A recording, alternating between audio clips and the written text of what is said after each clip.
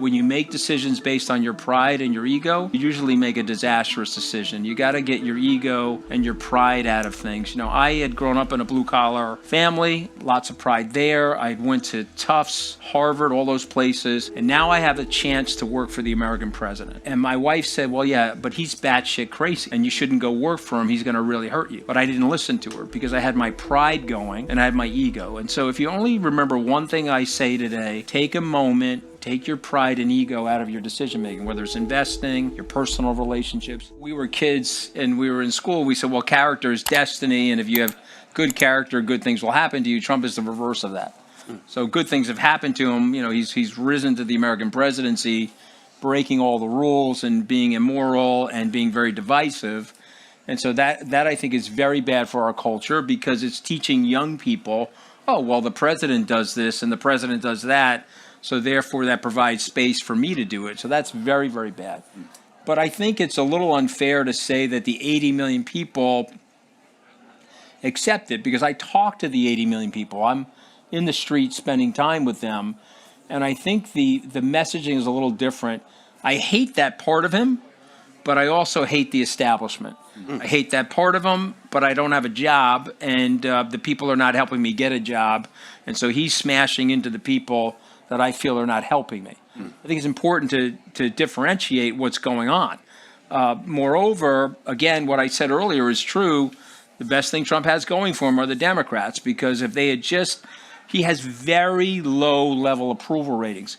He's at a 38% approval rating right now. He typically polls below 50%. He got to 50% during the election and won the popular vote primarily because they didn't field a great candidate. Now, I like Vice President Harris. I worked with her on her debate prep. I was with her the night of the debate. I worked with her and Gavin Newsom after the debate.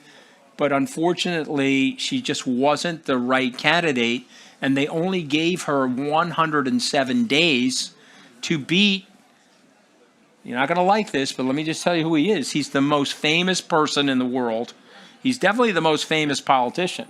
So you put a woman who was the vice president that had a 71% name recognition in the country against a person that had a 100% name recognition. And so you made it impossible for her. But if Newsom had ran against her or somebody else had ran and they went through a formal Democratic primary process and they built a war chest. Remember, Harris came into the race late July and she had to use Joe Biden's team. Her field operation wasn't in California, her home state, but it was in the state of Delaware where Joe Biden was from. It was, if you said, okay, how am I going to create an impossible situation for somebody? I could give you all those ingredients, and that was her campaign. So I submit to you that we would have extinguished Donald Trump from the political landscape if the Democrats had consolidated. But here's what the Democrats do, which I tell you is really bad for them. They get very righteous, and they want to cancel people. So Robert mentioned 80 million people. I talked to certain Democrats. They want to cancel those 80 million people. I don't want to do that. I want to bring those 80 million people back into the mainstream and back into the family of America. We can't cancel 80 million people any more than you could cancel the Nazi Party at the end of the Second World War. You know what Hitler's approval rating was in April of 1945? He had a 42% approval rating. The entire country was destroyed. Okay, 60 million people dead as a result of his antics in the Second World War. He still had a 42% approval rating. Do you know what the United States had to do at the end of the Second World War? We hired the SS. Why did we hire the SS? We had to pay them to police keep the area. You know, should we have hired the SS? People would look at that and say morally that was a bereft thing to do. But from a practical point of view, Eisenhower knew if he didn't do that, he wasn't going to stabilize the area. These things can't be overly morally righteous. They have to be elements of practicality to them. The Democrats are like, hey, I was helping Harris. The hard left told her, I don't want Anthony on the campaign plane. And Harris said, well, why don't you want him on the campaign plane? He's trying to help us. He once worked for Donald Trump. And so he's canceled to us. We don't want him on the plane. Okay, that's fine, but if you do that, you're not going to create the coalition necessary to beat somebody that has the force, the political force of Donald Trump. We are going back to where we started with the famous 11 days in the White House. Take us through it minute by minute. I guess it must have been a circus. We've got 11 minutes left. Yeah, it's 1 minute for each day. You couldn't have been that surprised because you knew him very well already. Here's what I'll say, and if you remember only one thing that I've said today, this is the thing I would like you to remember. I made that decision based on my pride and my ego.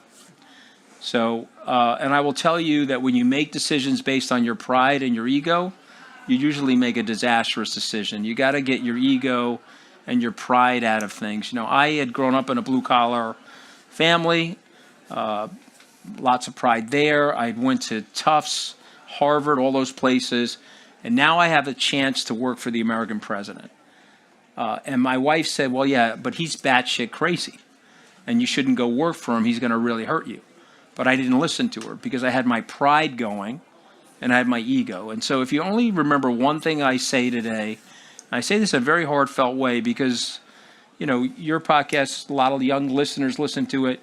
Take a moment, take your pride and ego out of your decision making, whether it's investing, your personal relationships. You know, people don't remember this, but on the 31st of July, 2017, my wife had filed for divorce on me. Not that it wasn't deserved. She's half Norwegian and she's half Italian, so she can beat the shit out of me in hot and cold weather. Okay, but I do love her, and she filed for divorce on me. I missed the birth of my son.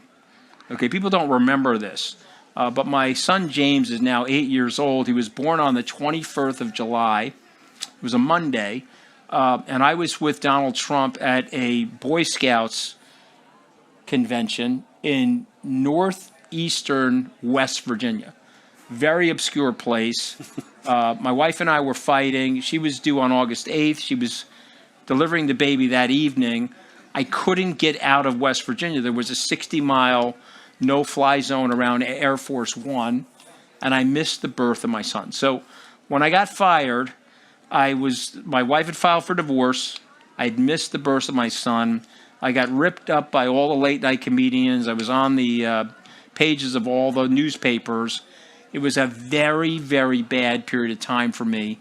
And it wasn't a health-related thing, but it was a very bad period of time.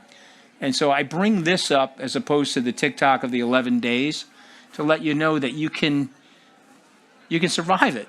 You know, I dusted myself off. You don't have a millstone of regret around your neck and kicking yourself for your mistakes. I went back and repaired my marriage. I'm not going to miss another one of my son's birthdays, I can promise you that.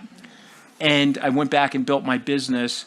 And when the time was right to denounce what he was doing, I went on a television stage, or I went to a podcast, or went into the public domain to explain the danger of what he was doing. And weirdly, those 11 days almost created a platform for me. I wouldn't have had the notoriety had I not gone to work for him to explain the danger of him. And so at least I took whatever disaster that was and turned it into some form of purpose.